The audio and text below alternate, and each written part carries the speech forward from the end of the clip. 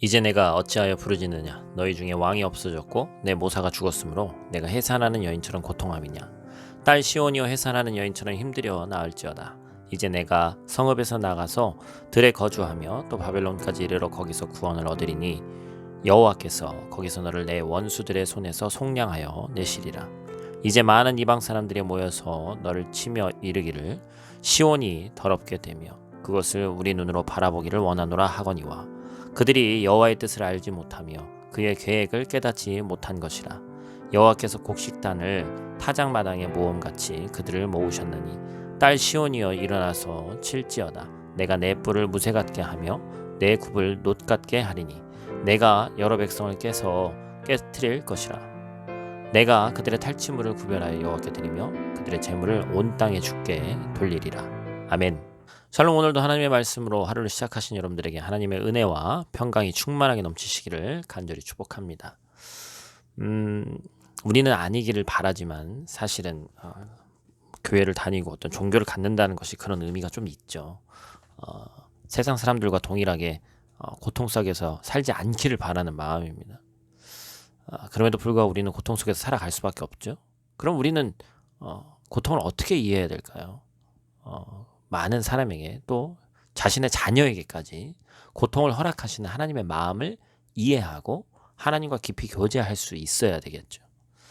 오늘 본문에서 하나님께서는 자신 앞에 무릎 꿇은 이스라엘의 본심을 깨뜨려 보십니다.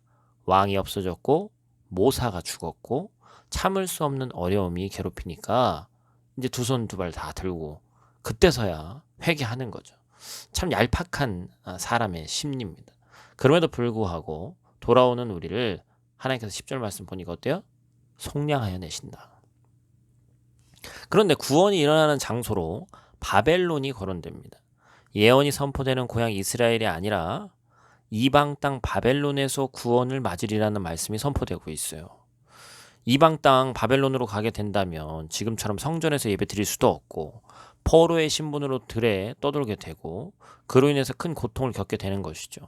하나님께서는 그 고통의 끝에서 구원을 베푸시고 속량하겠다라고 말씀하십니다.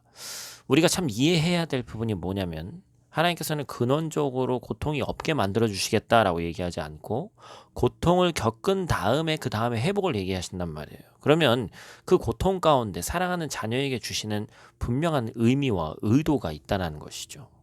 미가는 이 과정을 해산하는 여인의 오늘 본문에서 비유하고 있습니다. 아이를 낳는 것은 축복이면서도 고통이죠.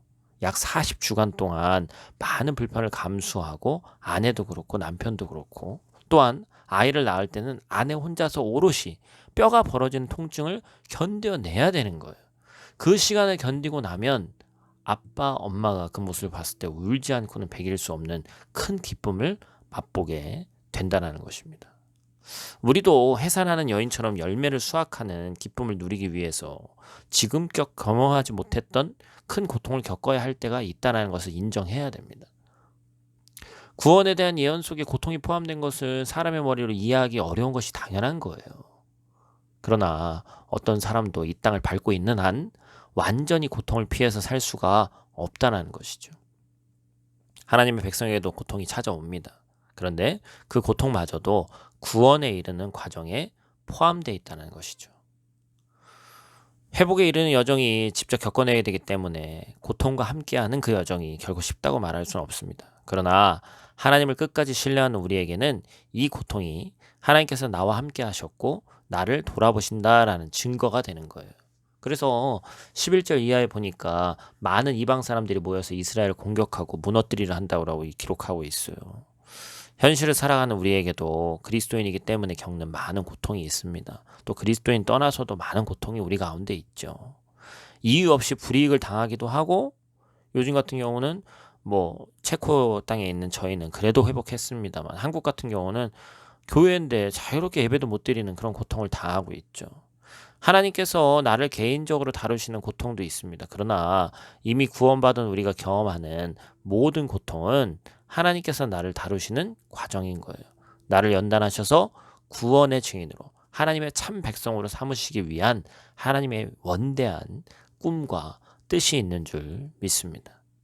결국에 연단과 그 고통의 시간이 끝나면 하나님께서는 자신의 백성들을 모으셔서 더 강하게 하십니다. 딸 시온을 일으켜서 대적을 깨뜨리신다, 그렇게 얘기하고 있죠.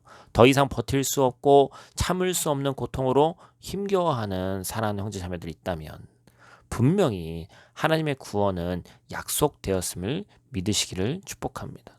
내가 겪는 고통이 애매한 것이 아니라 하나님께서 나를 빚으시고 다루시는 구원의 과정임을 신뢰하여 위로받으시길 바랍니다. 나는 어디로 가는지 잘 모르지만 하나님에게는 분명한 목적과 목표가 있으시다는 것을 신뢰하시길 바랍니다.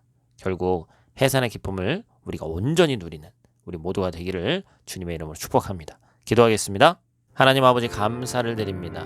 인간의 삶 속에서 고난과 뗄래야 뗄 수 없는 우리의 삶 가운데 살아가는 우리의 삶인데, 하나님 그때마다 고난이 없기를 바라지만 그 고난 가운데 오늘 본문의 말씀을 통해서 숨겨진 하나님의 뜻이 있음을 다시 한번 깨닫게 하심에 감사를 드립니다. 우리가 온전히 마음을 먹고 하나님께 모든 초점을 맞추고 우리 삶 가운데 있는 그 고난을 인간의 힘으로 이겨내는 것이 아니라 하나님으로부터 오는 힘으로, 또한 이것을 견디고 나면 그 다음에 하나님께서 우리를 강하게 하신다는 사실을 꼭 기억하고 구원의 하나님을 신뢰하며 오늘 하루도 살아갈 수 있는 귀하고 복된 우리 될 수 있도록 하나님 함께하여 주시옵소서.